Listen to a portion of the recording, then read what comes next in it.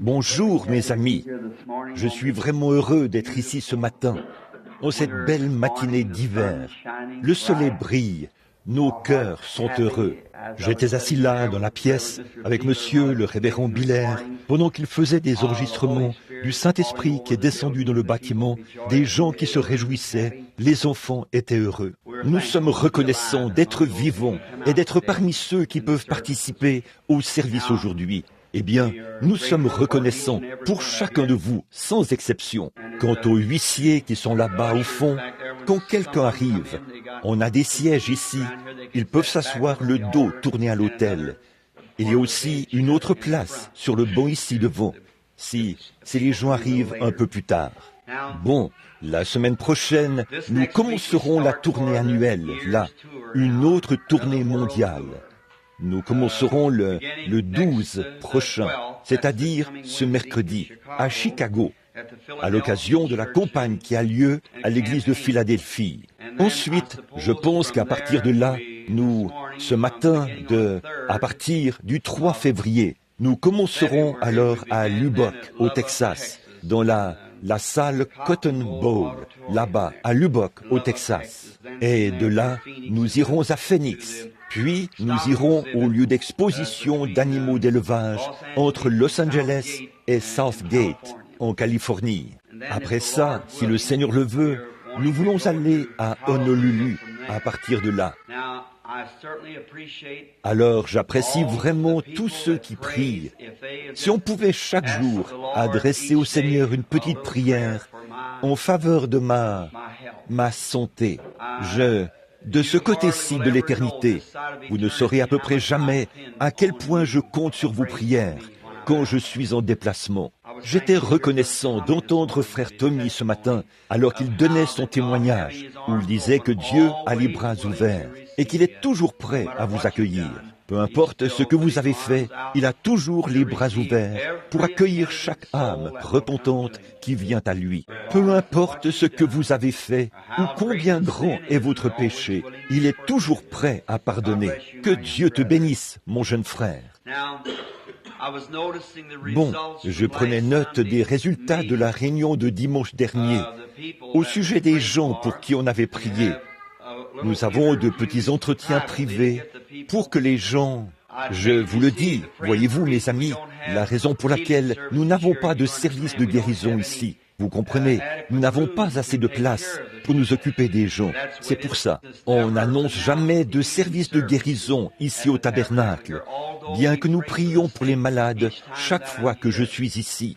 C'est difficile de trouver de grandes salles et tout ça. Et vous qui venez de l'extérieur, de différentes régions du pays, il n'y a pas beaucoup de gens du plein évangile ici, dans cette localité, ou alors dans les environs. Mais ceux qui parrainent les réunions, ou plutôt qui collaborent aux réunions, ne sont pas tous du plein évangile, parce que beaucoup d'entre eux sont membres de différentes églises. Nous ne cherchons pas à représenter une organisation religieuse en particulier, seulement nous essayons, avec l'aide de Dieu, de représenter le Seigneur Jésus-Christ, et c'est ouvert à tous, à chaque personne. Pour ma part, j'ai remarqué que dimanche dernier, dans la salle, il y avait un frère de couleur qui a reçu le salut tout récemment, il y a quelques mois, et sa femme bien-aimée. Elle était infirme, elle se déplaçait à l'aide des béquilles, et il avait une terrible hernie. Et pendant que je lui parlais en privé, dans le bureau des diacres, au cours d'un entretien privé, car il avait téléphoné à l'avance pour prendre rendez-vous. Chaque dimanche, nous pouvons en prendre juste un nombre limité chaque dimanche. J'ai senti, pendant que j'étais assis là, l'inspiration du Saint-Esprit. Eh bien, une dame venait de sortir de là. Elle avait des béquilles, elle était sortie. Elle marchait sans cela. Et cet homme qui croyait vraiment au Seigneur Jésus, eh bien, j'ai prié pour lui. Il avait une terrible hernie. Et je lui ai parlé, j'ai dit, bon, à partir de cet instant même, cette hernie va commencer à reprendre sa place. J'ai dit, alors, au fur et à mesure qu'elle va rétrécir, Observez-la au fur et à mesure qu'elle rétrécit, et cela vous donnera plus de foi. Vous voyez, la foi doit reposer sur quelque chose, et non sur un concept mythique. Il faut qu'il y ait quelque chose, un fondement, sur lequel s'appuyer. La foi s'appuie là-dessus. Et c'est pour cela que nous croyons que la parole de Dieu enseigne la guérison divine, la délivrance de l'âme, la délivrance du corps. Et nous fondons cela sur la parole éternelle de Dieu. Et j'ai dit aux frères, bon, pour que vous sachiez que je vous ai dit la vérité, car je l'ai vu devant moi dans une vision, j'ai dit, quand vous rentrerez chez vous, prenez une ficelle et enroulez-la autour de cette hernie et mesurez-la. Puis, coupez cette ficelle et n'y touchez plus jusqu'à dimanche prochain. Et avant de venir, prenez cela, prenez une autre ficelle et enroulez-la autour de cela. Et apportez-moi les 2 ficelles pour qu'on voie l'ampleur du rétrécissement. Il a dit, je le ferai. Eh bien, voici la ficelle. Elle est plus courte, de près de 4 cm, comme ça. Voici le monsieur qui est assis ici. C'est juste pour que vous voyez ce qui s'est passé. Là, il s'est passé quelque chose. De toute ma vie, je n'ai jamais vu une seule fois où Dieu a dit quoi que ce soit, ou l'a montré dans une vision, ou par révélation, et que cela n'est pas arrivé exactement comme Dieu l'a dit. Voyez, exactement. Sa femme, dimanche dernier, marchait en s'appuyant sur une béquille, ou un bâton, une canne. Et je l'ai vue aujourd'hui.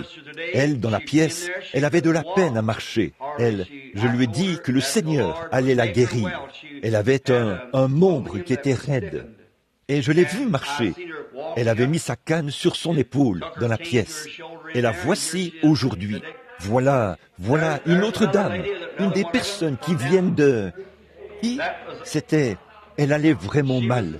Elle souffrait de tant de maux dimanche dernier, en plus d'être infirme. Et elle habite quelque part là-bas, près de Georgetown, n'est-ce pas, madame? Ou quelque part par là, Georgetown, Indiana. Elle a dit, mais frère Branham, je suis vieille. J'ai dit, mais Abraham l'était aussi. Il était beaucoup plus vieux que vous quand il lui était demandé de croire quelque chose qui était impossible. Elle l'a accepté et la voilà. Et voici l'autre dame, assise juste derrière la dame dont je parlais, juste ici, derrière son mari. La dame de couleur qui est assise juste ici. Et l'autre dame qui est là derrière. Comme preuve, on a les ficelles. Comme preuve, il n'y a plus de béquilles. Jésus-Christ vit et règne. C'est la preuve suprême qu'il est ressuscité des morts et qu'il est avec nous aujourd'hui. Combien nous le remercions du fond du cœur de ce qu'il est toujours vivant. Il n'est pas mort. Il est ressuscité des morts et vit aujourd'hui parmi les mortels. Toujours bien disposé et capable de faire infiniment au-delà de tout ce que nous pourrions faire ou penser. Nous lui rendons gloire de tout notre cœur pour sa fidèle bonté envers nous. Maintenant, voyez s'il y a-t-il d'autres bons là-bas? Très bien, ils en ont d'autres. Nous pourrions simplement les apporter ici et les placer sur l'estrade, si vous voulez. Maintenant, pour la leçon d'école du dimanche, nous allons... C'est à moi qu'il incombe d'enseigner un peu les leçons d'école du dimanche. Et si Dieu le veut, nous allons essayer de terminer un sujet que nous avons commencé il y a quelques jours, ici à l'église, il y a quelques dimanches. Et maintenant, frère Junior, peut-être qu'on va apporter, je me demande si ce ne serait pas mieux de vous asseoir ici, sur l'estrade, pour permettre à quelques-unes des dames, vous pouvez peut-être les placer ici derrière, et ce serait mieux que si on les plaçait là devant. Et dès que la classe de l'école du dimanche sera terminée dans cette salle, il y aura davantage de places, d'autres places se libéreront. Maintenant, si quelqu'un qui est, peut-être quelqu'un qui est de cette église-ci, c'est peut-être un peu embarrassant ou autre pour des nouveaux venus de monter ici, mais si quelqu'un qui est de cette église voulait venir occuper ces places, ça libérera probablement la place pour d'autres personnes qui viendront par la suite. Bon, aujourd'hui, nous étudions la parole bénie de Dieu. Si vous vous souvenez, le dernier message, c'était dans l'Épître aux Hébreux. C'est merveilleux d'étudier la parole de Dieu. Elle nous donne la vie éternelle. Jésus a dit, sondez les Écritures, parce que vous pensez avoir en elles la vie éternelle. Ce sont elles qui rendent témoignage de moi. Comme c'est agréable de savoir qu'il nous a bénis, du fait qu'il nous a donné la parole vivante. Dieu est dans sa parole.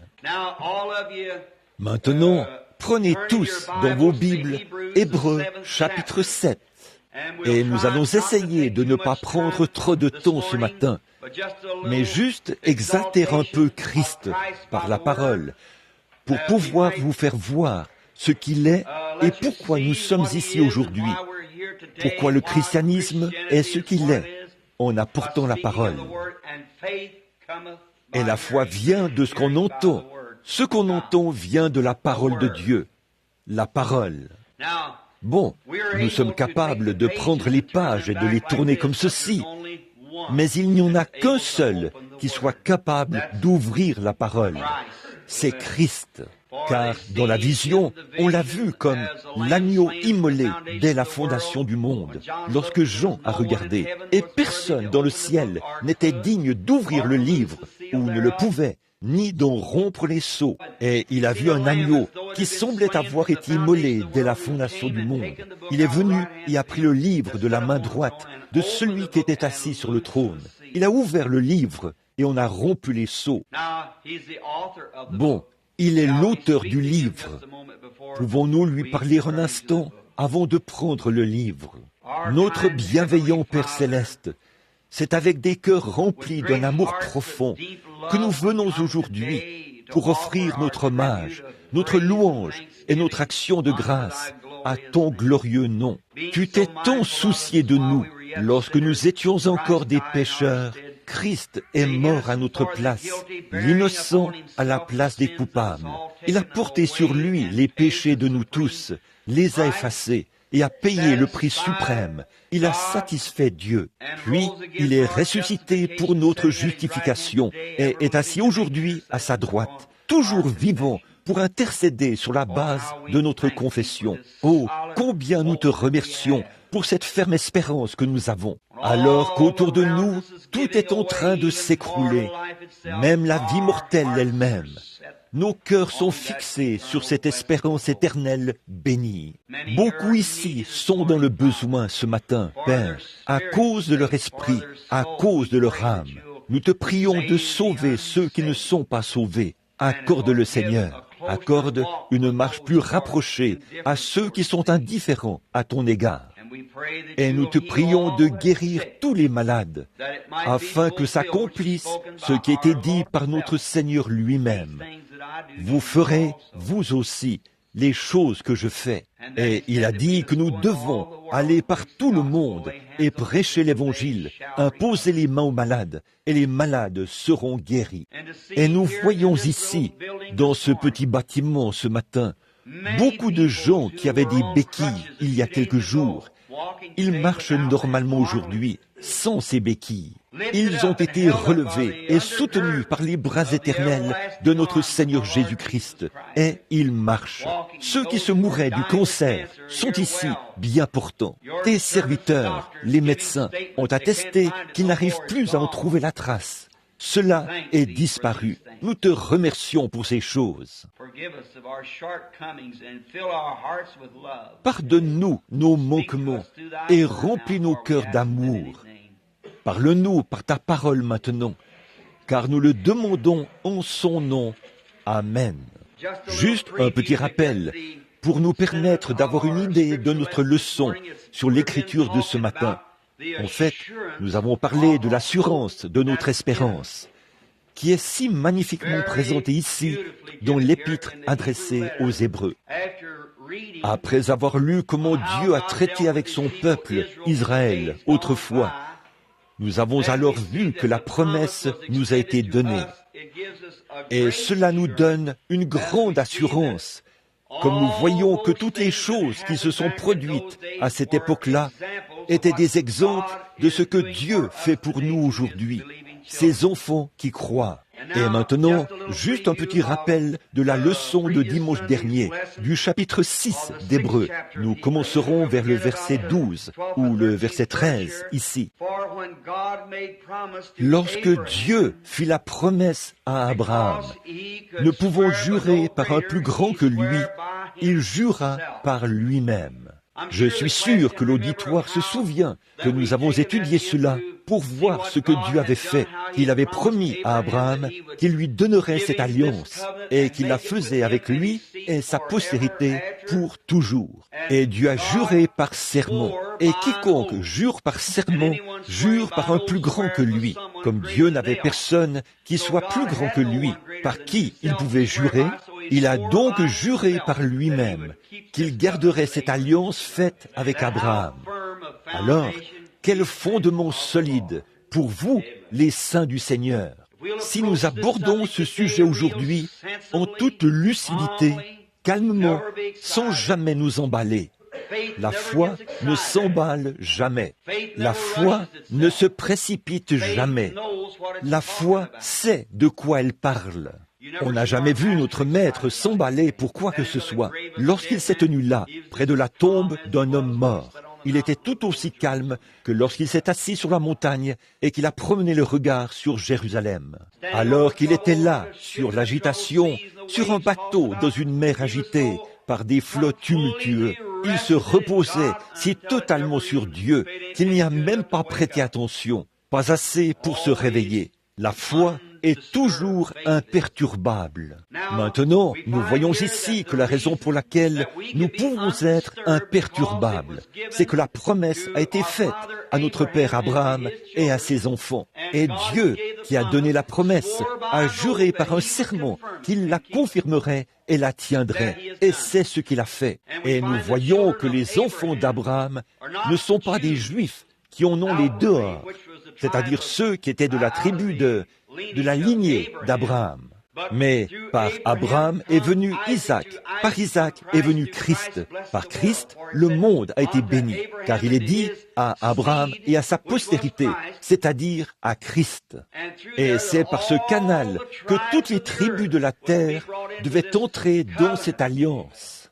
Et l'alliance avait été donnée à Abraham sans condition. Ce n'était pas « Abraham, si tu fais quelque chose, je ferai ceci. » Mais je l'ai déjà fait. Voyez, ce n'est pas ce que nous faisons, c'est ce que lui, il a fait pour nous. Il n'y a rien que nous puissions faire pour mériter quoi que ce soit. Qui de nous pourrait, nous qui sommes injustes, un jour faire quoi que ce soit pour mériter quelque chose devant le grand Dieu Jéhovah et sa grande sainteté suprême? Voyez, nous, la seule chose que nous puissions faire, c'est d'accepter et d'être reconnaissants pour ce qu'il a déjà fait pour nous. Oh, c'est tellement simple, pas vrai? Et je suis sûr que souvent le point de vue des gens, c'est qu'ils essaient de faire de la guérison divine et tout, quelque chose à quoi on arrive par de grands efforts, quelque chose de très éloigné. Si seulement je pouvais y arriver. Pouvez-vous imaginer Jésus qui dit « Maintenant, je vais examiner ma foi pour voir si j'ai assez de foi pour faire cela, voir si je vais devoir jeûner un moment, pour voir si j'aurai assez de foi pour faire cela. » Il n'était pas du tout conscient de la foi qu'il avait. Il prononçait la chose, tout simplement, et il savait qu'il en serait ainsi. Tout comme vous êtes venu de chez vous aujourd'hui. Vous voulez probablement rentrer chez vous. Vous avez dit à votre femme ou à vos proches, « Je serai de retour peu après-midi. » Comment le savez-vous? Vous ne cherchez pas à réfléchir, « Ai-je assez de foi pour rentrer chez moi? Ai-je assez de foi pour conduire ma voiture ?» Inconsciemment, vous tournez la clé pour démarrer, vous partez en voiture et vous rentrez chez vous. Voilà, voyez, c'est la foi inconsciente qui agit. En Christ, c'est pareil. Inconsciemment, simplement nous disons, c'est sa parole. Voilà, c'est réglé, ça s'arrête là. Et nous poursuivons notre route. C'est comme ça qu'on se rétablit. Maintenant, Dieu a juré par lui-même, rien de plus grand que lui. Nous allons nous dépêcher pour aller de l'avant, car notre sujet d'aujourd'hui, c'est Melchisédek. Melchisédek, le grand prince et roi. Alors, le verset 14 dit, « Et dit, certainement, je te bénirai, et je multiplierai ta postérité. En effet, il devait être multiplié dans toutes les nations, et l'Évangile par Christ. Or, cela n'était pas possible sous la dispensation de la loi, parce que ça ne s'étendait pas jusque-là. Ce n'était destiné qu'aux circoncis, c'est-à-dire aux Juifs. Mais dans le domaine du Saint-Esprit, il a circoncis chaque cœur. Voyez-vous, toutes les nations. Il allait multiplier Abraham dans toutes les nations. Et c'est ainsi qu'Abraham, ayant persévéré, obtint l'effet de la promesse. Combien nous avons insisté là-dessus, disant qu'Abraham, ayant persévéré, c'est voir quoi? Le Dieu invisible comme s'il était visible, qu'il se tenait là, devant lui. Et après avoir persévéré, après avoir supporté le dur combat, il a hérité de la promesse. Maintenant, n'est-ce pas étrange? Il semble que Dieu aurait simplement pu intervenir et lui donner la promesse sur le champ et accomplir l'œuvre sur le champ. Il aurait bien pu le faire. Anne, une fois, elle était là dans le temple et elle priait. Élie est venu et il pensait qu'elle était ivre. Et elle a dit, « Je ne suis pas ivre, mais je prie pour que Dieu enlève mon opprobre. » Il a dit, « Que le Seigneur Dieu exauce ta demande. » Eh bien, Dieu aurait très bien pu placer le petit Samuel là, dans les bras d'Anne. Nous le savons tous, il est le créateur de toutes choses. Il crée par sa parole. Il aurait très bien pu le placer directement dans les bras d'Anne. Mais au lieu de cela, il a fallu attendre le processus habituel de 9 mois pour que le petit bébé naisse. Il aurait pu le faire instantanément, mais il ne l'a pas fait instantanément. Il lui a simplement donné la promesse, et elle a hérité de la promesse. Une fois, Dieu a dit à Moïse, au moment où il s'est mis en marche pour aller au pays promis, toute cette promesse, a-t-il dit, je l'ai donnée à Abraham. Il y a des années, cet endroit est entouré de Philistins et de toutes sortes de gens puissants, des guerriers. Il a dit, maintenant, tout cela est à toi. Il y avait les Amoréens, les Héviens, les Phéréziens et tous ces gens qui s'y trouvaient, les Héviens, les Jubiniens, les Philistins, tout ce qui était en Palestine. Eh bien, Dieu a dit, je te l'ai donné, c'est à toi. Alors, va et prends possession de cela. Oh, j'espère que vous le voyez, les amis. C'est quelque chose que je veux vous faire comprendre, afin que votre foi soit placée là où elle doit être. D'après ce que j'ai vu, beaucoup de gens ils ont la foi, si seulement ils savaient comment la mettre en action. Quand Benjamin Franklin a découvert l'électricité pour la première fois, il a dit « Je l'ai !» Mais il ne savait pas ce qu'il avait. Puis, Thomas Edison est arrivé et il a dit « Nous allons bénéficier de cela ». Et il ne se souciait pas du temps que ça prendrait. Il a testé 10 000 fils, mais il a quand même fini par trouver un fil qui allait transporter l'électronique ou l'électricité dans le fil. Il savait que c'était une puissance et que cette puissance nous serait profitable. Et maintenant, nous avons trouvé le salut, ce qui nous sauvera du péché. Ce qui peut prendre la femme ou l'homme le plus vil, l'ivrogne, la prostituée, et en faire un enfant de Dieu. Eh bien, cette même foi, cette même puissance qui peut relever un homme ou une femme déchue, cela agira en notre faveur de bien des manières différentes. Cela guérira nos corps, pourvu qu'on l'approche comme il faut. Il faut trouver comment s'y prendre. Disons, par exemple, que j'ai un terrain agricole plein de bon maïs sur cette colline-ci et qu'il est presque mort à cause du manque d'eau et que j'ai un puits artésien de ce côté-ci de la colline. Eh bien, je ne peux pas faire en sorte que ce puits artésien déverse son eau ici en bas en passant ici en haut sur le côté de la colline pour l'arroser. Mais je dois étudier ce terrain pour voir comment cette eau pourra avoir son propre courant et suivre son propre cours, jusqu'à venir arroser ses cultures. Elle le fera si je la laisse suivre son propre canal. C'est pareil pour le Saint-Esprit et pour la promesse de Dieu. Si seulement nous pouvons laisser cela suivre son cours, sans intervenir, sans y injecter nos doutes, parce que ceci ne s'est pas produit et que cela ne s'est pas produit. Laissez simplement le Saint-Esprit de Dieu agir et reposez-vous sur la promesse. Ça fera exactement ce que Dieu a dit que ça ferait. Abraham était un vieillard de 100 ans lorsque Dieu lui est apparu sous le nom de Dieu Tout-Puissant. Le mot Tout-Puissant, là, vient du mot hébreu El Shaddai, qui signifie la poitrine ou le sein d'une femme. Eh bien, il était vieux, il n'avait plus de force, mais El Shaddai est le Tout-Puissant, celui qui donne la force. Et tout ce qu'Abraham avait à faire pour obtenir l'effet de cette promesse, c'était de s'en tenir strictement à cette promesse. Autrement dit, c'est comme le bébé qui se repose sur sa mère et qui tire sa nourriture de sa mère. Cela procure de la force au bébé. Et nous faisons la même chose quand nous venons à Dieu et que nous voyons sa promesse.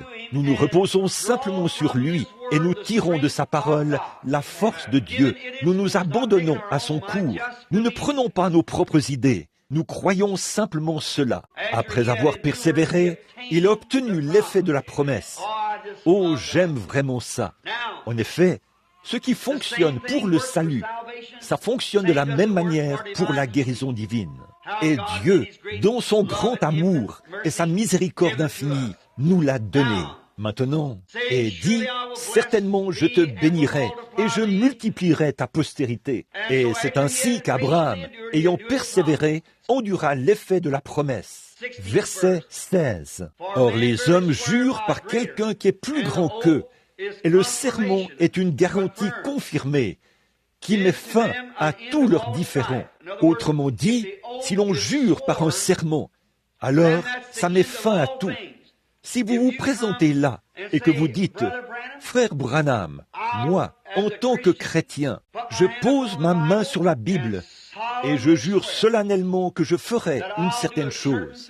Si Dieu me donne de vivre assez longtemps pour le faire, je le ferai. » Très bien.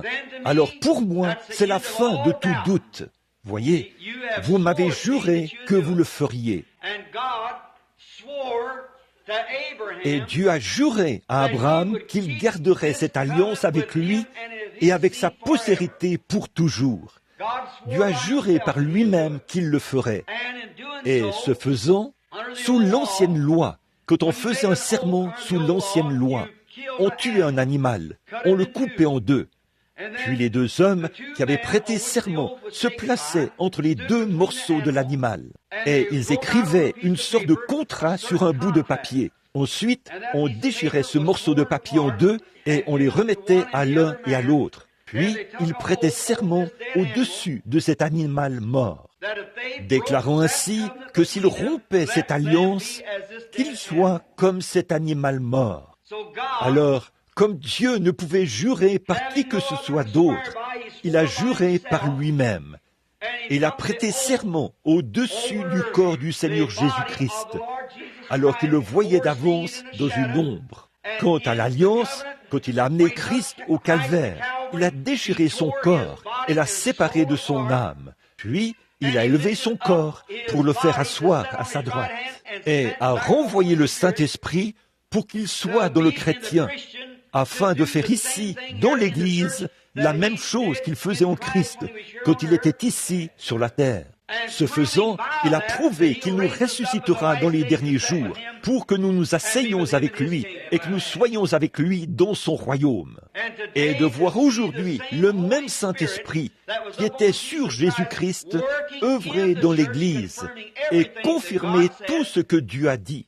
Quelle merveilleuse espérance cela fait naître en nous de penser que nous sommes ses enfants et que nous sommes bénis par sa présence.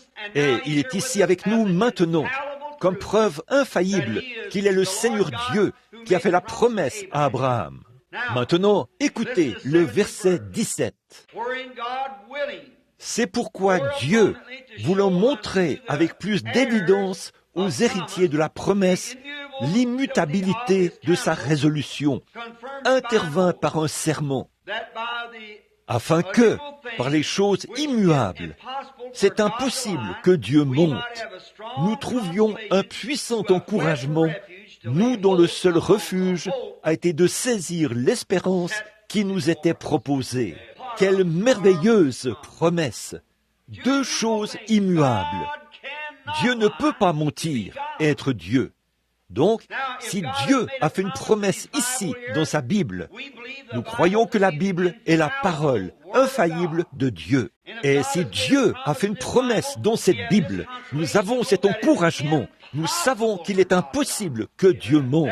Par conséquent, quand nous voyons qu'il l'a promis dans la Bible, nous le croyons, âme, corps et esprit. Il est impossible qu'il monte. Donc, s'il y a une faille, elle est en nous et non en Dieu. En effet, Dieu est tenu d'exécuter sa parole, car il a juré par sa parole. Oh là là, je suis sûr que quand on voit les choses sous cet angle-là, elles commencent à se dessiner autrement et elles prennent une autre tournure. Elles ne sont plus comme avant. La guérison du corps, ça ne devient pas une fiction, ça devient une réalité. Le baptême du Saint-Esprit, ça ne devient pas une substance forgée sous le coup de l'émotion, ça devient une réalité. La présence en nous du Seigneur Jésus-Christ pour changer notre vie.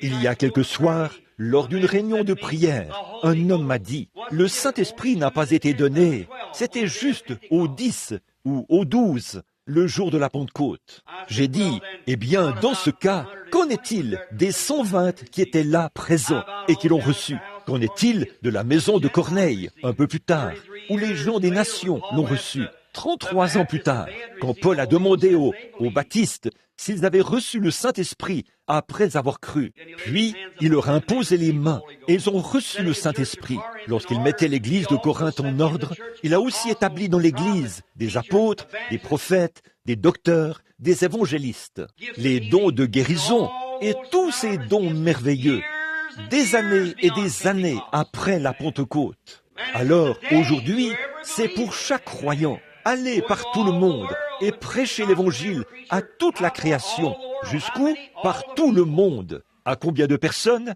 Tous les peuples.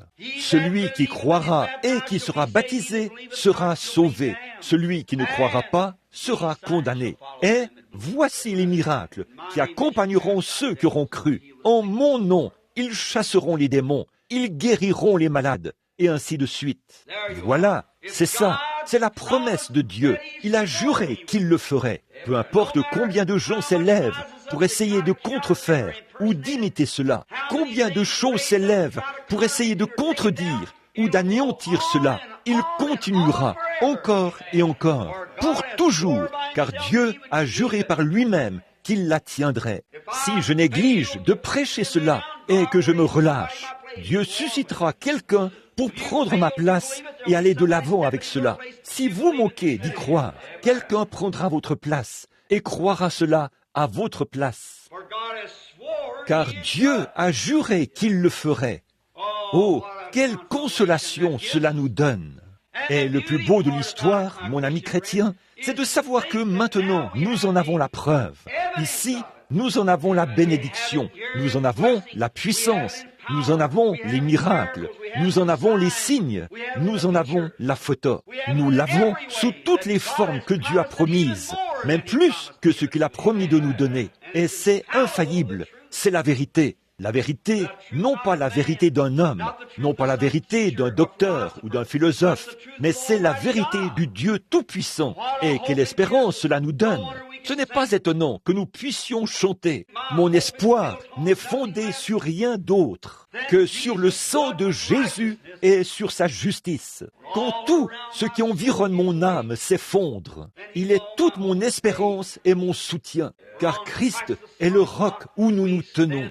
Tout le reste est sable mouvant. Que ce soit la popularité, que ce soit notre Église, que ce soit nos amis, nos collaborateurs, qui que ce soit notre médecin, que ce soit notre prêtre, que ce soit notre prédicateur, tout le reste est sable mouvant, nul autre que Christ. Et tous les hommes qui ont fait quelque chose de leur vie dans ce grand champ de bataille ont été des hommes et des femmes qui se sont tenus seuls et qui ont agi selon leurs convictions. Quand bien même tout a échoué et s'est effondré autour d'eux, ils ont quand même tenu bon. Abraham Lincoln, autrefois, était convaincu qu'il avait raison. Il s'est tenu seul et a agi selon ses convictions. Mais il a prouvé cela et a scellé son témoignage de son propre sang. Jésus-Christ s'est tenu seul en son jour. Un exemple que tout homme qui, sur la base de ses convictions par rapport à la vérité éternelle de Dieu, prendra position et s'y tiendra, se tiendra seul. Mais pas seul, avec Dieu, le compagnon invisible qui nous accompagne tout au long du voyage de la vie, à travers les ombres, dans les vallées des ombres de la mort, jusque dans l'éternité. Il nous accompagnera toujours et il sera Dieu. Alors, sur quoi nos espoirs sont-ils fondés ce matin? Parce que Dieu a juré à Abraham qu'il l'accomplirait. Il a juré non seulement à Abraham, mais à chacune de ses postérités. Qui est la postérité? C'est vous qui avez reçu l'invitation de venir au Seigneur Jésus-Christ, la postérité d'Abraham. Bien sûr, il y a des gens qui ne sont pas appelés, mais à chacun de vous qui êtes ici ce matin et qui avez reçu l'appel. Pourquoi êtes-vous ici à l'église ce matin? Quelque chose vous a dit de venir. Vous savez que ce n'était pas l'ennemi pour essayer de vous pousser à mal agir. Essayez de vous pousser à mal agir par le fait de venir à l'église. Vous ne pourriez pas le faire. Quand vous venez à l'église, vous agissez bien. Et Jésus a dit, d'après ses propres paroles, « Nul ne peut venir à moi si mon Père ne l'attire. Et tous ceux qui viendront, je leur donnerai la vie éternelle. Et je les ressusciterai au dernier jour. » Réfléchissez à cela.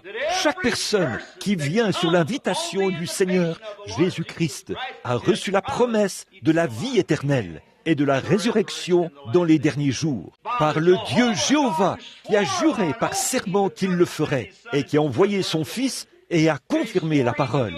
Et il a juré qu'il le ferait. Il l'a donné en type à Abraham. Il l'a accompli en Jésus-Christ. Il l'a ressuscité. En vivant, il m'a aimé. En mourant, il m'a sauvé. Enseveli, il a emporté mes péchés au loin. En ressuscitant, il a justifié gratuitement pour toujours. Un jour, il reviendra. Ô jour glorieux! Voilà, c'est ça, notre justification. Chaque fois que vous entendez les mottes de terre tomber sur le cercueil et qu'on dit « les cendres retournent aux cendres » et la poussière à la poussière, la terre à la terre, notre foi regarde au loin vers un autre pays, là où il y a un tombeau vide et un jour glorieux. Celui qui a promis de venir viendra. Et aussi sûr que Jésus est ressuscité des morts, nous ressusciterons avec lui à la résurrection. Quelle belle espérance nous avons. Maintenant, continuons rapidement. Notre temps va s'écouler sans qu'on s'en rende compte. Maintenant, je crois que c'est le verset 19. Cette espérance, nous la possédons comme une ancre de l'âme, sûre et solide, à pénétrer au-delà de ce qui est dans le voile. L'ancre de notre âme qui a pénétré dans le voile, au-delà du voile, et qui s'est ancrée. Vous savez, parfois, un navire, les militaires et d'autres le savent, et vous qui avez été en mer, quand les vagues deviennent trop fortes pour le bateau, il l'ancre, et il y a une corde qu'on laisse descendre qui le retient. Et il se peut que les vagues le poussent comme ceci et comme cela, mais l'ancre le retient. L'ancre, ils ne peuvent pas voir la terre nulle part, mais ils jettent l'ancre au-delà du voile, c'est-à-dire l'eau, et cette ancre descend au fond de la mer, sur le sommet d'une grande montagne quelque part. Elle traîne jusqu'à ce qu'elle s'accroche à cette montagne. Elle s'accroche là, à cette crevasse, et la mer en entier ne peut plus la déplacer. Elle est ancrée, hors de vue. Et toute personne qui a reçu Jésus-Christ comme son sauveur personnel, qui est né de nouveau du Saint-Esprit, vous avez jeté l'ancre. Si vous êtes malade et que votre espoir est fondé sur Christ, vous avez jeté l'ancre. Le médecin peut dire ceci, cela ou autre chose, mais aussi sûr que votre foi regarde au loin. Les vagues, les périodes de maladie, la fièvre peut monter, et tout, mais votre ancre tient bon au-delà du voile. Quelque part là-bas, dans le pays mystique, on vous dit, sur quoi fondez-vous vos espoirs? Le médecin a dit que tout est terminé. La médecine dit qu'elle ne peut rien faire. L'opération a échoué. Mais mes espoirs ne sont pas fondés là-dessus. Notre espérance est au-delà du voile. Quel voile? L'effusion de son sang qui a séparé son esprit de son corps. Et là, à l'intérieur de ce voile, l'encre s'est accrochée à quelque chose. Une fois, j'ai vu un bateau qui était en train d'être ballotté là-bas. Et je me suis dit, qu'est-ce qui retient ce bateau à ce même endroit? Je n'arrivais pas à comprendre. Il reste là, sur la mer. Et j'ai remarqué que les vagues l'emportaient dans cette direction-ci, puis dans cette direction-ci. Mais il ne bougeait pas de cet endroit. Je ne pouvais rien voir. Mais il y avait un petit fil, une corde, qui descendait de la proue de ce bateau. C'était relié à une ancre qui s'était accrochée à quelque chose sous ma que je n'arrivais pas à voir dans les eaux. Et c'est là que c'était accroché. Et j'ai dit, que Dieu soit loué. Oui, un jour, j'ai trouvé une ancre. J'ai lu ici, elle dit, que celui qui veut vienne. J'ai jeté cette encre au-delà de quelque chose que je ne pouvais pas voir. Quelque chose l'a accroché. Et quand les combats font rage, l'encre tient bon au-delà du voile. Quand s'élèvent les incrédules, quand surgissent les difficultés, quand tout s'écroule autour de moi, notre encre tient bon au-delà du voile. Où se trouve-t-elle? Je n'en sais rien. Mais elle se trouve au-delà du voile, quelque part, là-bas, ancrée dans le rocher des âges. Notre ancre est solide, inébranlable. Elle tient bon au-delà du voile. Cette espérance, nous la possédons comme une ancre de l'âme, sûre et solide. Sûre et solide. Oh, si seulement nous avions un peu plus de temps pour saisir ce que signifie l'assurance. Sûrance. Quelque chose dont vous êtes certain. Votre assurance. Cette assurance, qu'est-ce que c'est? Dieu a juré par serment qu'il le ferait. Voilà l'assurance. Là, il y a quelque temps, un homme est venu me voir et il m'a dit, « Billy, je veux te vendre une police d'assurance. » Bon, les assurances, c'est très bien. Moi-même, je n'en ai pas. Je suppose que je suis allé trop loin sur ce point-là. Une fois, une compagnie a dépouillé mon pauvre vieux papa de ses bénéfices parce qu'il était trop illettré pour lire la police. Et un avocat de Philadelphie n'arrivait pas à démêler ça de toute façon. Alors il a dit, il lui a vendu cette police et il l'a payée pour mon frère et moi pendant 20 ans. Il était venu là et il lui avait dit, ça vaudra $500 à terme. Et pendant la dépression et tout, le pauvre vieux travaillait dur. À la fin du terme, on nous a dit qu'ils avaient mal lu la police. Ça valait $7.50. Alors, ça m'a laissé un goût un peu amer. Bon, ils ne sont pas tous comme ça. Il y a des agents d'assurance assis ici, en ce moment. Bien des fois, des gens sont venus et m'ont dit, « Billy, je veux te vendre des assurances. » Bon, je trouve que c'est tout à fait en ordre. J'ai dit, « Regarde, j'ai une assurance. » Et il a dit, « Quelle sorte d'assurance as-tu » Il a dit, « Quelle police détiens-tu » J'ai dit, « La vie éternelle. » Il a dit, « La vie éternelle » J'ai dit, « Oui, monsieur. » Il a dit, « Qui vend ces polices » J'ai dit, « Le Seigneur Jésus. » Il a dit, « Et tu as une assurance » J'ai dit, « Oui, monsieur. » Il a dit, « Quel genre d'assurance est-ce vraiment » Qu'est-ce que c'est, Billy? J'ai dit, « C'est une assurance. » Il a dit, « Laquelle » J'ai dit, « Assurance bénie. Jésus est mien. » Oh, quel avant-goût de la gloire divine. Il a passé son bras autour de mes épaules. C'était un ami d'enfance. Nous étions juste là, de l'autre côté de la rue. Il a dit, « Billy, ce n'est pas ça qui va t'installer au cimetière. » J'ai dit, « Je sais, mais cela m'en fera sortir. Je ne me fais pas de soucis pour y entrer, mais cela m'en fera sortir. » C'est vrai, je pouvais penser à ma police d'assurance quand j'étais malade, mais ça ne m'a servi à rien. Mais quant à mon assurance en Jésus, j'avais une ancre solide. L'assurance que Dieu avait juré par lui-même qu'il tiendrait chaque parole qu'il a promise. Quand Mayo a dit « Il n'y a aucun espoir pour toi, aucun espoir que je vive. Je souffrais de régurgitation, ce qui allait finir par me tuer. Mais mon ancre a tenu bon au-delà du voile. » Eh bien, qu'est-ce que vous voyez? Je ne sais pas ce que je vois. Il y a quelque chose que je sais. Voilà ce qu'il en est. Vous le savez. Ce n'est pas par les œuvres, c'est par la foi. Nous le croyons. Quel genre d'assurance Abraham avait-il reçu du médecin, de l'association médicale d'Uri ou d'ailleurs? Lui qui avait 100 ans et Sarah 90 ans, ils allaient avoir un bébé. Mais son oncle a tenu au-delà du voile, car Dieu lui avait donné la promesse et il s'est reposé là-dessus. Et il appelait les choses qui n'étaient pas comme si elles étaient, parce qu'il savait que Dieu était capable. Voilà, c'est ça. Dieu était capable d'accomplir ce qu'il avait promis. Il a créé le monde, il m'a créé, il a tout créé, il vous a créé, il a tout créé, tout par sa parole. Et sa parole fera exactement ce qu'elle dit qu'elle fera. Maintenant, oh, combien, quelle espérance! Cette espérance que nous avons, l'assurance de l'espérance au-delà du voile. Il va falloir que nous nous dépêchions maintenant, parce que nous allons avoir une longue ligne de prière. Remarquez, là où, oh là là, très bien, tout le monde, regardez maintenant, le verset 20, regardez ceci.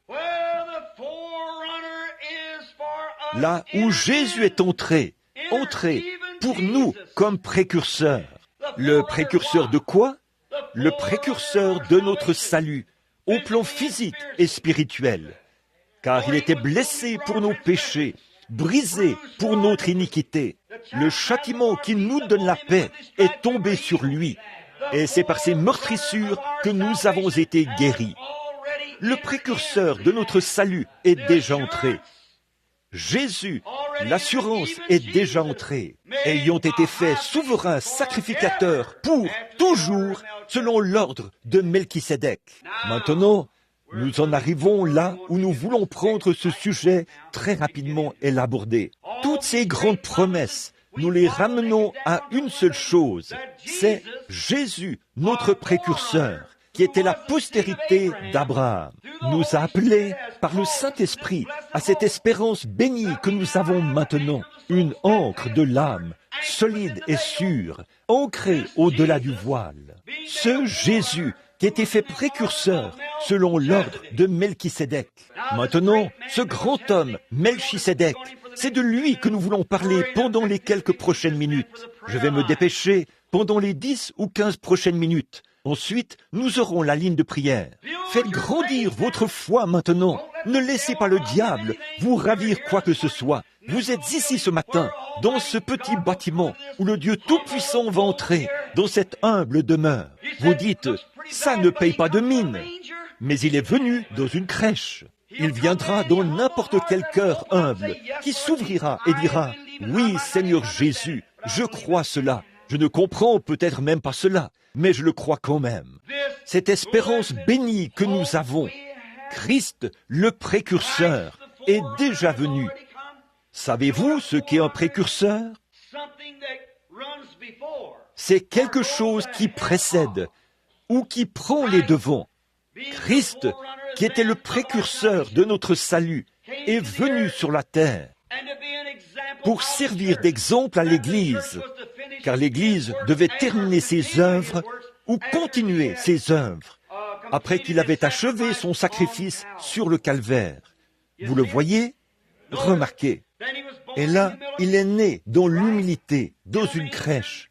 On s'est moqué de lui, comme il en serait de vous ou de n'importe qui d'autre qui le sert. Mais pendant qu'il était sur la terre, lui qui ne faisait pas exception de personne, il aimait tout le monde, il guérissait tout le monde, il bénissait tout le monde, il faisait du bien partout où il allait, il a donné sa vie en sacrifice, il est mort et a été enseveli, il est ressuscité, est monté en tant que notre précurseur, et l'Esprit même qui était sur lui est revenu pour être avec l'Église, afin de la conduire et de la guider. Il a dit, encore un peu de temps, et le monde ne me verra plus. Mais vous me verrez, car c'est un pronom personnel. Je serai avec vous et même en vous jusqu'à la fin du monde. Donc, dirigeons nos pensées vers son grand sacrifice suprême, en tant que précurseur de notre espérance bénie que nous avons maintenant au-delà du voile. Alors, nous croyons cela par la foi. Notre ancre va là-bas, dont la parole de Dieu et ses pointes s'accrochent au-delà du voile. Et une ligne de prière ici nous retient fermement attachés à la promesse. Nous ne vacillons pas, ne sommes pas ballottés par tout vent de doctrine, mais nous sommes fermes, inébranlables, progressant toujours dans la grâce du Seigneur. Car, comme vous le savez, votre travail pour le Seigneur n'est pas vain. Quelle espérance! Maintenant, ce Melchisédek, dont il est question ici, juste, Paul parlait là aux Hébreux de l'Ancien Testament, présentant un type. Reportons-nous à Genèse, chapitre 14, et lisons juste un peu avant de continuer, pour voir qui était ce Melchisédek. Nous lisons dans Genèse, chapitre 14, et nous commençons au verset 14. Abraham, vous savez, avait été appelé à sortir de la Chaldée, du pays d'Our, de la ville d'Our plutôt, du pays de la Chaldée. Et Dieu lui a dit, sépare-toi de ton peuple, mets-toi à l'écart. Permettez-moi d'insister là-dessus. Oh, si nous avions plus de temps à y consacrer aujourd'hui, notre temps est tellement limité. Sépare-toi de ton peuple, mets-toi à l'écart, et je te bénirai. Vous voyez ? Et pour obtenir l'effet de cette même promesse qu'Abraham avait, vous devez vous séparer de tout contact mondain, de toutes les choses du monde.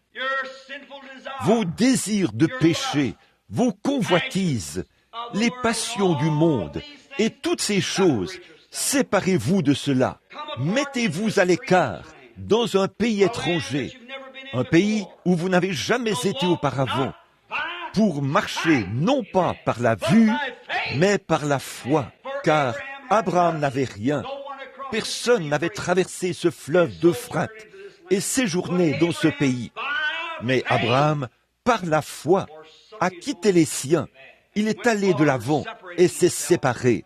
De même que le sang de Jésus-Christ nous sépare des choses du monde aujourd'hui par le Saint-Esprit, pour que nous marchions en nouveauté de vie. Critiqués, tournés en ridicule, traités d'exaltés, incompris, mais notre encre tient bon. Hébreux 11 dit, ils allaient çà et là, vêtus de peau de brebis et de peau de chèvre, dénués de tout, de lieu en lieu, car ils croyaient qu'ils cherchaient une cité dont Dieu est l'architecte et le constructeur. Quelque chose en eux leur disait, il y a un pays, une cité, dont Dieu est l'architecte et le constructeur. Et c'est ce qu'ils cherchaient, sans savoir où ils allaient. C'est pareil pour chaque pèlerin aujourd'hui.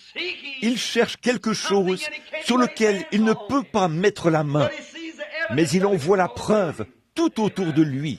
Qu'est-ce qui m'a poussé à faire ceci? Qu'est-ce qui a fait marcher cette femme infirme-ci? Qu'est-ce qui a fait marcher cette femme infirme-là? Qu'est-ce qui fait que cette hernie quitte cet homme? Qu'est-ce qui a fait que ce cancer quitte cette femme? Qu'est-ce qui a fait que ses oreilles sourdes s'ouvrent l'autre soir, ici, à 82 ans? Qu'est-ce qui a fait cela? Ce sont des attributs surnaturels que l'encre, cette cité dont Dieu est l'architecte et le constructeur, et que nous cherchons sans pouvoir voir où elle est. Mais il y a quelque chose qui s'ancre là-bas. L'encre est au-delà du voile. Nos espérances sont solides, inébranlables. Et Abraham a quitté le pays, il a voyagé, il se faisait appeler un étranger et un pèlerin. Et regardez, Abraham, comme tous les mortels, ce n'était pas un homme immortel, ce n'était pas un homme qui ne pouvait pas faire d'erreurs, mais un homme qui faisait constamment des erreurs. Mais peu importe le nombre d'erreurs qu'il a faites, son encre a tenu bon, car il avait la promesse. Il a donc emmené Sarah avec lui. Il a emmené Lot. Il a emmené son papa. Tant qu'ils étaient avec lui, Dieu ne pouvait pas le bénir. Le vieil homme a fini par mourir et on l'a enterré. Il a continué un peu plus loin et Lot a rétrogradé. Et vous savez ce qui s'est passé à ce moment-là. Il s'est ensuite séparé de lui. C'est alors que Dieu lui est apparu de nouveau et a dit, « Maintenant, Abraham, regarde tout ce territoire. Tout cela t'appartient. » Une fois qu'il a fait le bon choix, c'est ça. Séparez-vous de tout. Je dois dire ceci. Écoutez, J'espère que cela trouvera son lieu de repos, parce que je n'y avais jamais pensé, la préméditation. C'est peut-être pour ça que certains d'entre nous n'avancent pas très bien. Nous nous accrochons à des choses que nous devrions abandonner dans le processus de la séparation. Un peu de doute, un peu de questions, un peu de scepticisme. Je me demande si c'est vrai. Ceci est-il possible? Cela est-il possible? Comment cela est-il possible? Lâchez prise ce matin. Hébreux 12, 1 dit « Rejetons tout fardeau et le péché qui nous enveloppe si facilement. » Le péché, qu'est-ce que c'est? L'incrédulité qui nous enveloppe si facilement. Et courons avec persévérance dans la carrière qui nous est ouverte, ayant les regards sur Christ, le chef et le consommateur de notre foi. Remarquez Abraham ici. Par la suite, Lot a eu des ennuis. Il est allé à Sodome et à Gomorrhe. Vous connaissez l'histoire. Nous devrons nous dépêcher, faire vite. Nous n'y arrivons pas. Le verset 14. Et avant longtemps, tous les rois des nations sont descendus là-bas. Ils sont allés dans Sodome et ont déclaré la guerre. Ils ont pris Lot, le neveu d'Abraham, et l'ont emmené avec eux, la femme de Lot, les enfants et tous les autres. Puis, ils ont quitté le pays. Et l'un des rois de Sodome, quand il s'est mis à fuir, il s'est retrouvé dans les puits de bitume, là-bas, et il est tombé mort. C'est avec le bitume qu'ils fabriquaient les briques et le ciment dont ils se servaient pour construire leur ville. C'est juste un petit résumé de l'histoire. Vous pourrez lire cela quand vous rentrerez chez vous. Mais comme notre temps est limité, nous devrons nous dépêcher. Le verset 14. Dès qu'Abraham eut appris que son frère avait été fait prisonnier. Frère, j'aime ça, son frère. Et regardez ce que Lot lui avait fait. Mais il y avait quand même une sorte de lien qui les unissait, même si le frère était rétrograde. Comme ce jeune homme l'a dit tout à l'heure, le jeune ministre qui est ici, qu'il avait rétrogradé et qu'il était parti. Et pourtant, d'une manière ou d'une autre, le Saint-Esprit continue d'appeler cette personne. Quand il a des ennuis, il est là, avec lui. Le frère d'Abraham avait été fait prisonnier et il arma 318 de ses plus braves serviteurs et les amena nés dans sa maison. Et il poursuivit les rois jusqu'à Dan. Il divisa sa troupe pour les attaquer de nuit, et lui et ses serviteurs. Il les battit et les poursuivit jusqu'à Shoba, là, à la gauche, vers Damas. Abraham a réuni tous ses serviteurs et ses hommes d'armes. Pensez un peu à cet homme qui était pauvre quand il a quitté ce pays, là-bas, à Our, en Chaldée. Le voici qui a 318 hommes armés comme serviteurs. Et vous dites que Dieu ne vous bénit pas? 318 hommes. Vous dites, eh bien, est-ce vrai? C'est ce que dit l'Écriture. Il avait suffisamment de serviteurs pour combattre une armée, et il a vaincu. Remarquez, et il ramena, il les a poursuivis et a pris tout ce qu'ils avaient. Ramena toutes les richesses. Il ramena aussi Lot, son frère, avec ses biens, ainsi que les femmes et le peuple. Après qu'Abraham est revenu vainqueur, le roi de Sodome sortit à sa rencontre, et les rois de la vallée et la vallée du roi. Melchisédek, roi de Salem, fuit apporter du pain et du vin et les lui donna. Il était sacrificateur du Dieu Très-Haut. Après que tous ces rois des nations étaient venus et avaient enlevé son frère, Abraham a pris ses serviteurs, les a poursuivis, s'est rendu là-bas et les a attrapés. Puis il est revenu avec eux. Il a massacré ces rois. Il les a ramenés. Et remarquez, le roi de Sodome s'est présenté là. Le roi de Gomorrhe avait été tué. Mais le roi de Sodome s'est présenté et il lui a apporté, comme il est dit ici, toutes les richesses que tu as ramenées, que ces gens avaient emportées, je te les donne. Plus loin dans ce chapitre, nous voyons qu'Abraham a dit, je ne prendrai pas même un fil, ni un cordon de soulier, afin que tu ne dises pas que tu as enrichi Abraham. Mais voici la pensée à laquelle nous voulons arriver. Melchisédek, roi de Salem, fit apporter du pain et du vin. Il était sacrificateur du Dieu Très-Haut. Il bénit Abraham et dit, Béni soit Abraham par le Dieu Très-Haut, maître des cieux et de la terre. Il bénit Abraham et il béni soit le Dieu Très-Haut qui a livré tes ennemis entre tes mains. Et Abraham lui donna la dîme de tout. J'aime ça. Remarquez maintenant, après qu'Abraham, voici le tableau spirituel. Abraham, son frère, qui s'était égaré. C'est un tableau de la vraie Église, ou du vrai croyant en Dieu, qui est béni de Dieu, et qui a la promesse de Dieu, qui a l'alliance de Dieu, et qui a la foi dans l'alliance. Maintenant, réfléchissez. Si vous comptez ici une dizaine ou une quinzaine de rois étaient de cette campagne, et combien de serviteurs avait-il? Probablement. Mais Abraham n'a compté que ceux qui étaient de lui, les fidèles, nés dans sa propre maison. Oh là là! Le fidèle, né dans sa propre maison, c'étaient ses serviteurs, ceux qu'il avait circoncis et qui étaient inclus dans la même promesse que lui. Et il est allé à la recherche de son frère rétrograde. Il les a poursuivis avec une petite poignée d'hommes, 318 hommes. Il a poursuivi les rois, les a vaincus, les a saisis et les a tués. Puis il a ramené tout ce qui était perdu. Une image parfaite de Christ. Et quant à l'Église, le Saint-Esprit conduit le fidèle, qui est né dans la même maison du Saint-Esprit où Christ est né. Il est à la recherche du rebelle et du rétrograde. Il détruit tout mal qui les a vaincus. Amen. Il vainc le péché et rejette tous les fardeaux. Il parle aux gens de leur convoitise et des choses qu'ils font. Il retranche cela, leur maladie et tout. Il leur prêche l'évangile et les ramène à la pleine communion avec Dieu. Remarquez, quand il est revenu, Melchisédek l'a rencontré. Qui était ce Melchisédek? Et remarquez la toute première chose, là. Melchisédek ne lui a pas offert d'argent. Melchisédek lui a seulement offert du pain et du vin. Melchisédek était un sacrificateur du Très-Haut, le roi de Jérusalem. Ça s'appelait Salem à cette époque-là. J'ai ici ma concordance Cruden. Je me suis dit que si c'était remis en question, je pourrais prouver plus tard que Jérusalem s'appelait à l'origine Salem. J-E-R-U-S-L-E-M. Vous voyez, Salem. Jérusalem. Voyez, à l'origine, ça s'appelait H-I-R-U-A-M. Jérusalem. C'est vrai, quand elle était la propriété des gens des nations.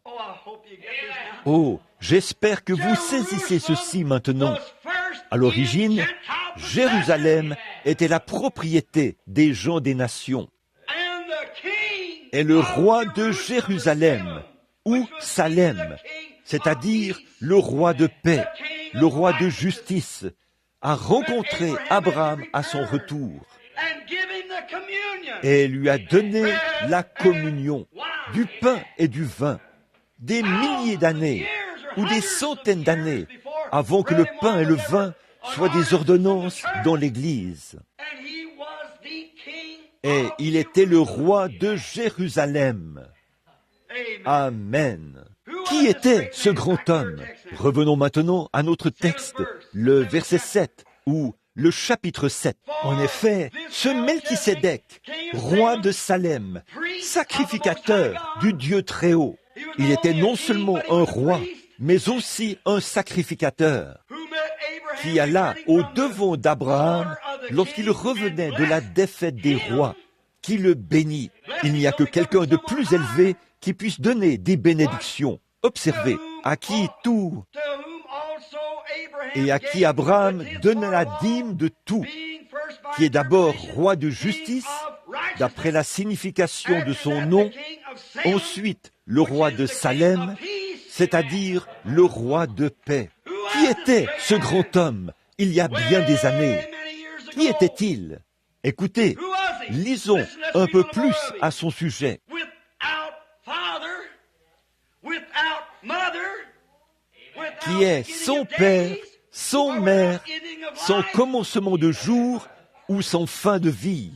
S'il n'avait pas de père, s'il n'avait pas de mère, s'il n'a eu ni commencement de jour, ni fin de vie, Melchisédek existe toujours. Pas vrai? Fait à l'ordre de son père ni mère, mais qui était rendu semblable au Fils de Dieu. Ce Melchisédek demeure sacrificateur à perpétuité. Il ne peut pas, il n'a pas eu de commencement, il n'a pas de fin, il n'avait pas de père, il n'avait pas de mère. Et pourtant, il était un homme, et il venait de Salem. La paix, il était le roi de paix, il était le roi de justice. Il était non seulement un roi, mais aussi un prince. Et il est le prince de paix. Il est la rose de Saron, il est le lys de la vallée, l'étoile du matin, l'alpha, l'oméga, celui qui était, qui est et qui vient. À la fois la racine et la postérité de David. Il était avant David, en David et après David. Qui était ce sacrificateur? Nul autre que le Seigneur Jésus-Christ incarné, dans sa puissance magnifique. C'est le même qui est apparu un peu plus tard, après qu'il a rencontré Abraham. Et il lui a donné, comme c'était un peuple de l'alliance, la communion. Ainsi donc, par cette même alliance, nous prenons, là, il était dans une ombre. Ce Melchisédek, quand il serait devenu un homme dans la chair, serait coupé en morceaux et la communion serait donnée, les fragments de son corps brisés, comme nous la prenons aujourd'hui.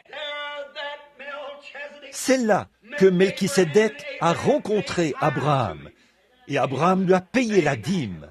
Amen. Abraham, le plus grand homme sur la face de la terre, a payé la dîme à Melchisédek, le roi de paix, le roi de Salem, le roi de justice. Et il était un prince, et il était un prince, il était un roi, et il était le serviteur du Très-Haut, ce qu'était Jésus. Et là, Abraham, quelques années plus tard, ou peu de temps après que Lot avait rétrogradé et que Sodome avait été brûlé, Abraham est resté seul avec Sarah sur des terres desséchées, comme il y avait, tout leur bétail était en train de mourir de faim. On aurait dit que Dieu l'avait abandonné, mais il avait une foi solide pour croire.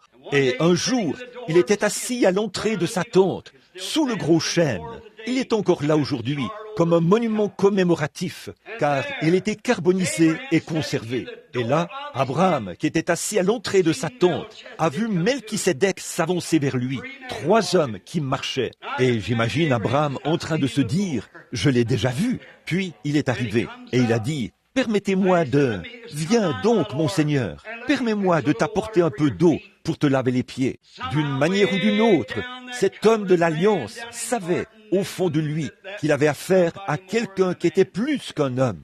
Il a dit, nous sommes des étrangers. Il a dit, nous venons d'un pays étranger. Leurs vêtements étaient poussiéreux. Oui, ils l'étaient. Ils venaient de tout là-bas, dans la gloire. Ils se sont donc avancés là, et ont dit à Abraham, on leur a apporté un petit quelque chose, et on leur a lavé les pieds. Et Abraham s'est mis à les regarder. Il s'est glissé dans la tente et a dit, Sarah, reste ici un instant. Il est allé vers son troupeau et a pris le veau le plus gras qu'il a pu trouver. Puis il l'a tué et l'a ramené.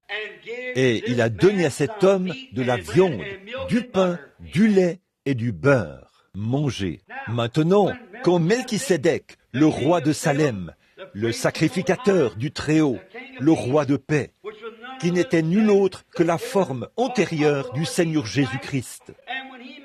Et quand il a rencontré Abraham, il a donné la communion à Abraham et il l'a béni. Et ici, Abraham le rencontre alors qu'il est en route pour Sodome et lui donne de la viande et du pain à manger. Oh, ne voyez-vous pas le lien entre ces 2 hommes? Il a fait la promesse. Notre pain et notre eau sont assurés et Dieu l'accomplira, aussi sûr que nous sommes assis ici. Et chaque promesse divine qu'il a faite, il est tenu de l'accomplir. Et quand les 2 anges ont poursuivi leur chemin pour aller à Sodome, Abraham s'est tenu là, et il a regardé autour de lui, en compagnie de cet homme. Il a dit, si j'en trouve tant et tant, au fur et à mesure qu'il demandait, jusqu'à arriver à 10. Et lorsqu'il est parti, alors l'ange où l'homme qui était près de lui a disparu. Il s'est volatilisé près du sacrifice. Et Abraham a dit, « J'ai parlé face à face avec le Dieu Tout-Puissant, Melchisédek, la forme antérieure de Christ. » Oh, mes amis, ce matin, si nous pouvions saisir ce voile-ci qui est devant nos yeux, alors que la chair nous a aveuglés, déchirer ce voile comme ceci, et regarder au-delà du rideau du temps, et nous demander ce que ce serait.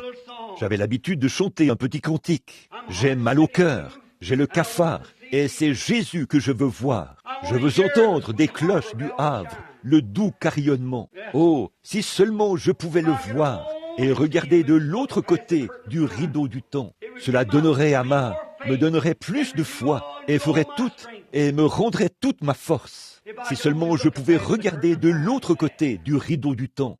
Qui est donc celui qui était dans cette Jérusalem sur la terre à ce moment-là? Celui qui n'avait ni commencement de jour, ni fin de vie, et qui est venu et a donné la communion à Abraham, à qui la promesse avait été faite.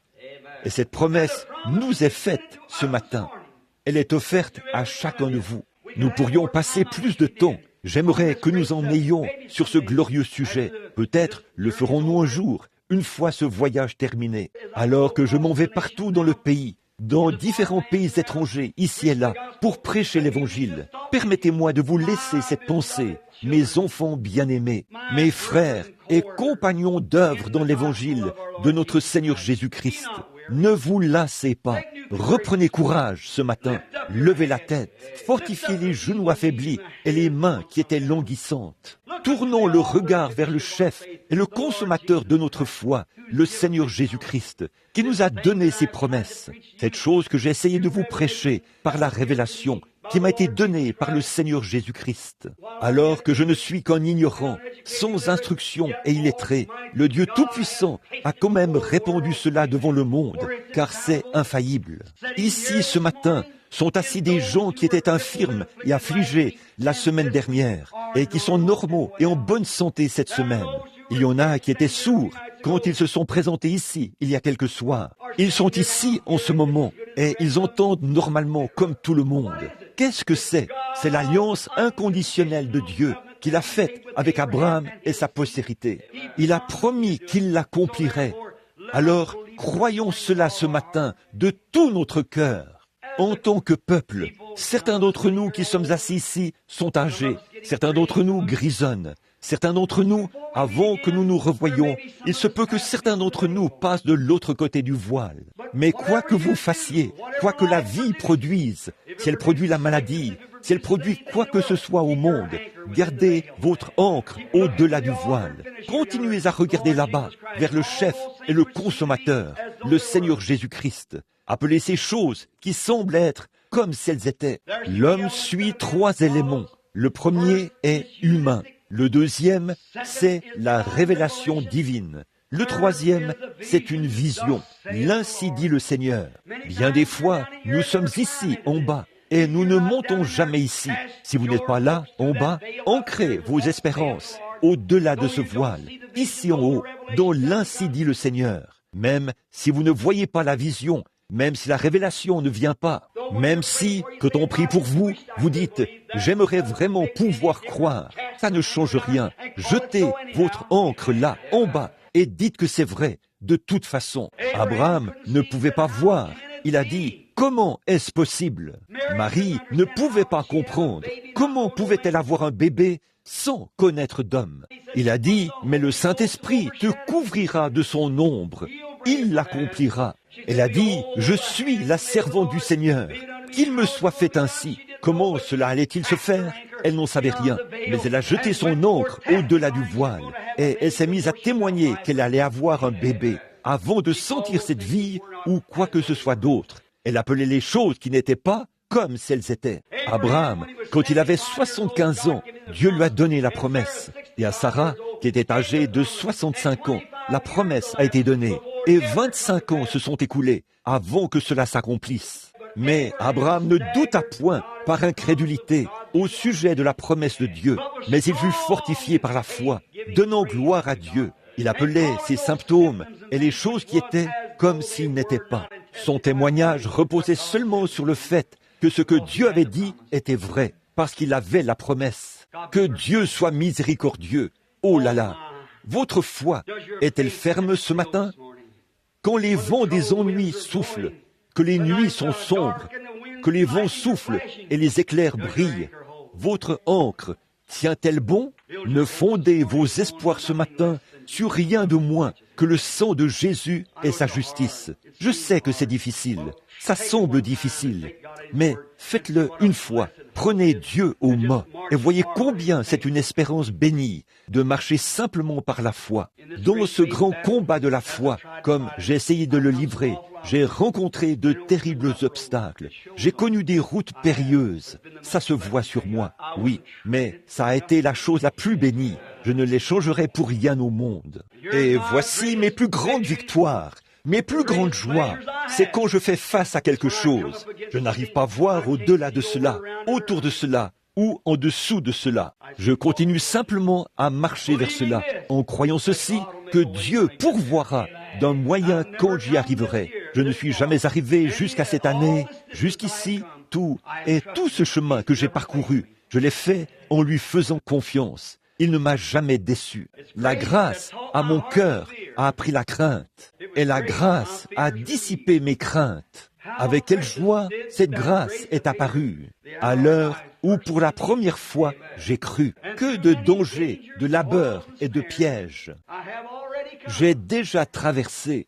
La grâce m'a mené en sûreté jusqu'à présent, et la grâce me mènera à la maison. Après que nous aurons passé 10 000 ans là-bas, brillants comme le soleil, nous n'aurons pas moins de temps pour chanter ses louanges que lorsque nous avons commencé.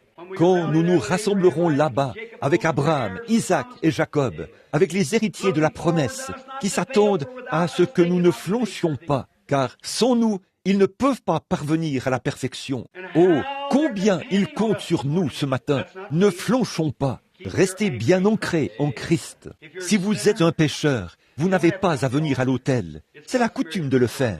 Mais si vous ne voulez pas venir et qu'il n'y a pas assez de place pour que vous veniez, dites, Seigneur, je rejette toutes les choses du monde, maintenant même. Je me présente devant toi, nu et dépouillé comme je le suis, et je suis une honte et un déshonneur.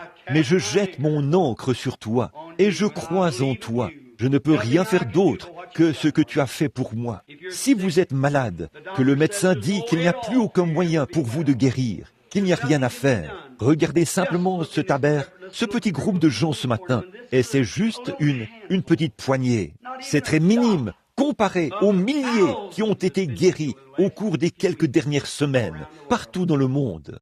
De grandes campagnes. Le monde est en effervescence en raison des campagnes de guérison divine. Des hommes de foi sortent et osent prendre Dieu au mot. Les jours des nations s'achèvent. Ceci est un signe. Regardez-le. N'attendez pas trop longtemps. Ils ont attendu trop longtemps pour reconnaître Élie. Et les disciples ont même dit, pourquoi les scribes disent-ils, Élie doit venir premièrement? Il a dit, il est déjà venu et vous ne l'avez pas reconnu.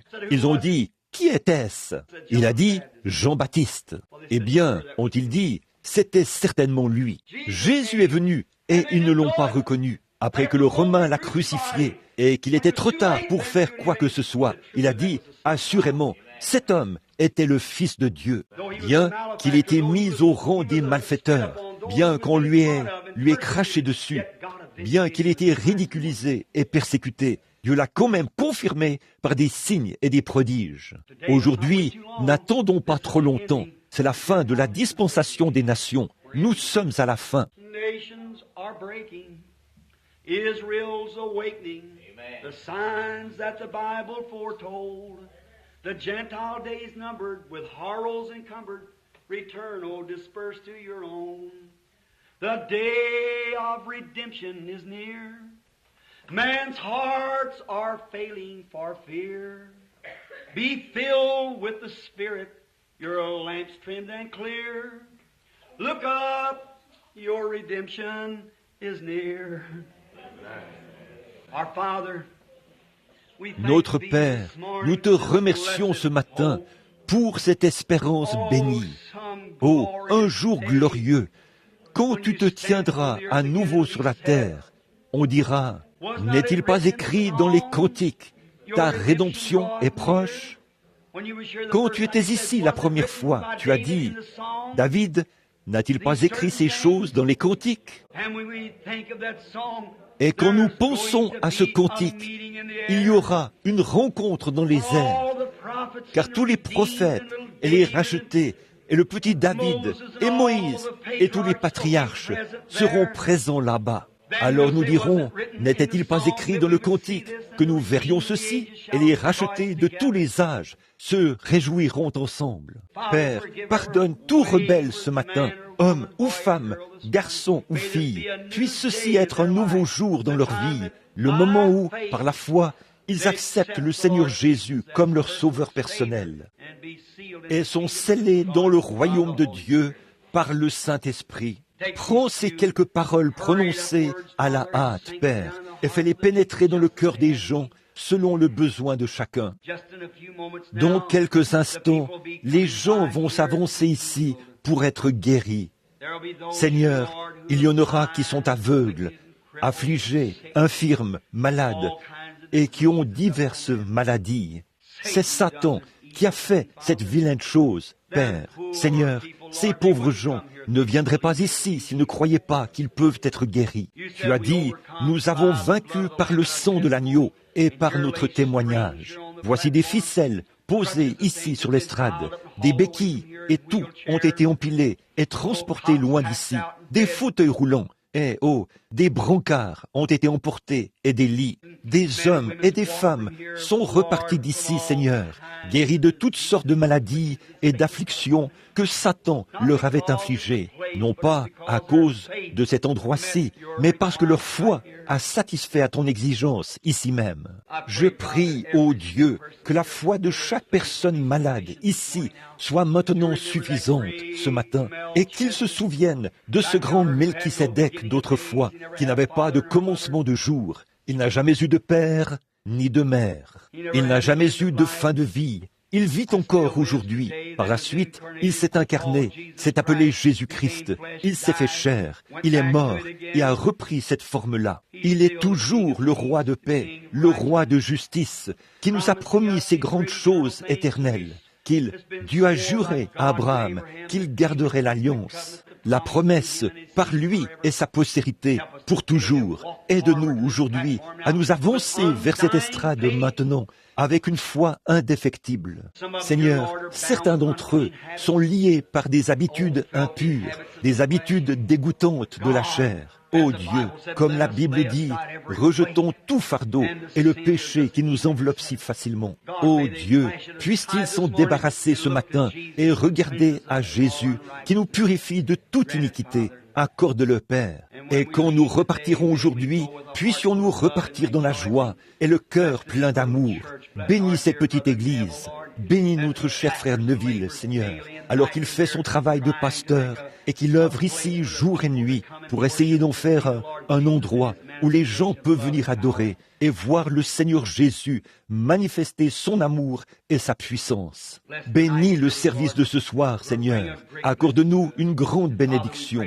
Et Père, nous prions maintenant que la gloire te revienne en toutes choses. Et un jour, quand toute cette vie sera terminée et que la dernière prédication aura été prêchée, que la Bible sera fermée et que la sonnerie de l'extinction des feux aura retenti, que les armes seront entassées, que la fumée de la bataille sera en train de se dissiper, que le soleil se sera couché. Alors, Père, reçois-nous dans ton royaume. Puissions-nous venir comme de vieux vétérans marqués par les combats. Accorde-le, Seigneur, afin que nous puissions recevoir un nouveau corps, où nous n'aurons plus jamais de maladie, ni chagrin, ni tristesse. Mais soyons fidèles en toutes choses. Pendant que nous sommes ici sur terre maintenant, croyons et appelons les choses qui ne sont pas, qui sont contraires à la parole de Dieu, comme si elles étaient.